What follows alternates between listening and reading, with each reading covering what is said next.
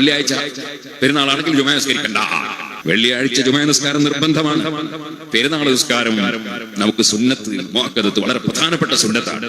അതുകൊണ്ട് പെരുന്നാൾ നിസ്കരിക്കുകയും വേണം, അതോടുകൂടെ തന്നെ ജുമഅയും നിസ്കരിക്കണം. ഉസ്മാൻ ഇബ്നു അഫ്ഫാൻ റളിയല്ലാഹു അൻഹുവിന്റെ കാലത്ത് അന്നൊരു സംഭവം ഉണ്ടായിരുന്നു. അതായത് മദീന ശരീഫിൽ ജീവിക്കുന്ന മുഅ്മിനീങ്ങൾ, അവർ ആ നാട്ടുകാരാണ്.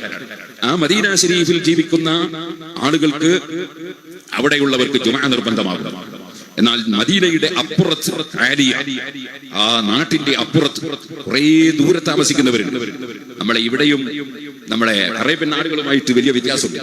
അത് പെട്ടെന്ന് ചിലപ്പോ അറേബ്യൻ നാടുകൾ പോകാത്തവർക്ക് മനസ്സിലാവില്ല. ഒരു സ്ഥലത്ത് ഒരു നാട്, ആ പ്രദേശത്ത് കുറെ ജനങ്ങൾ, അത് കഴിഞ്ഞാൽ പിന്നെ കുറെ സ്ഥലം മരുഭൂമിയായിരിക്കും, ഒന്നും ഒരാളും ഉണ്ടാവില്ല. അത് കഴിഞ്ഞ് പിന്നൊരു നാട്, അത് കഴിഞ്ഞിട്ട് പിന്നൊരു നാട്, കുറെ സ്ഥലം കാലി, ഇങ്ങനെയാണ്. അങ്ങനെ വരുമ്പോ ഈ നാട്ടിന്റെ അങ്ങേ തലക്ക് ഇവിടെ ജുമയുണ്ട്. ആ തലക്കുന്ന് ബാങ്ക് കൊടുത്താൽ ഈ മരുഭൂമിയുടെയും അപ്പുറത്തെ നാട്ടിൽ ജീവിക്കുന്ന താമസിക്കുന്ന ആളുകൾക്ക് ബാങ്ക് കേൾക്കുമെങ്കിൽ അവരിങ്ങോട്ടേക്ക് ജുമയ്ക്ക് വരേണ്ടി വരും. അവിടെ 40 ആളുകളില്ലെങ്കിൽ അവരിവിടെ വരേണ്ടി വരും. ഇനി അവിടെ അവർക്ക് പ്രത്യേക നാടായി തന്നെ ഉണ്ടെങ്കിൽ അവിടെ ജുമ സ്ഥാപിക്കേണ്ടി വരും. അങ്ങനെ ദൂരങ്ങളിൽ താമസിക്കുന്നവർ, ഇന്നത്തെ കാലം പോലെ സൈക്കിളും എടുത്ത് അതുപോലെ കാറും എടുത്ത് വരുന്ന കാലമല്ല, നടന്നു വരികയാണ്. മണിക്കൂറുകൾ നടന്നു വരികയാണ്, മരുഭൂമിയിലൂടെ നടന്നു വരികയാണ്. അങ്ങനെ മരുഭൂമിയിലൂടെ അതുപോലെ മലയും മറ്റൊക്കെ താണ്ടി നടന്നു വരുന്ന ഒരു കാലഘട്ടം. ആ കാലഘട്ടത്തിൽ മദീനയിൽ ജുമയുണ്ട്. അവിടത്തേക്ക് മദീനയുടെ പുറത്തുള്ള സ്ഥലത്ത് നിന്ന് വളരെ കഷ്ടപ്പെട്ട് വരുന്നു പെരുന്നാൾ നിസ്കരിക്കാൻ.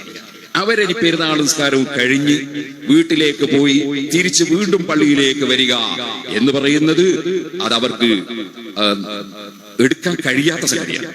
അങ്ങനത്തെ ഒരു ചുറ്റുപാടുള്ള നാട്ടിന്റെ അഥവാ ജനങ്ങൾ താമസിക്കുന്ന രാജ്യത്തിന്റെ പുറം സ്ഥലത്ത് പോയി താമസിക്കുന്ന കക്ഷികളോട് പെരുന്നാൾ നിസ്കാരം കഴിഞ്ഞു പോകുമ്പോ ഇനി നിങ്ങൾ ജുമഅക്ക് കഷ്ടപ്പെട്ട് വരേണ്ടതില്ല എന്ന് ഉസ്മാൻ റളിയല്ലാഹു അൻഹു പറഞ്ഞ ഒരു സംഭവമുണ്ട്. അതിന്റെ അടിസ്ഥാനത്തിൽ അങ്ങനെയുള്ള സ്ഥലത്ത് അവർക്ക് ജുമഅ ഒഴിവാക്കാം എന്ന് ശാഫിഈ മദ്ഹബിലും ഉണ്ട്. നമ്മുടെ നാട്ടിൽ അങ്ങനത്തെ ഒരു പ്രദേശം തന്നെ ഇല്ല. നമ്മളെ കേരളത്തിലൊന്നും അങ്ങനെ ഒരു പ്രദേശം തന്നെ ഇല്ല.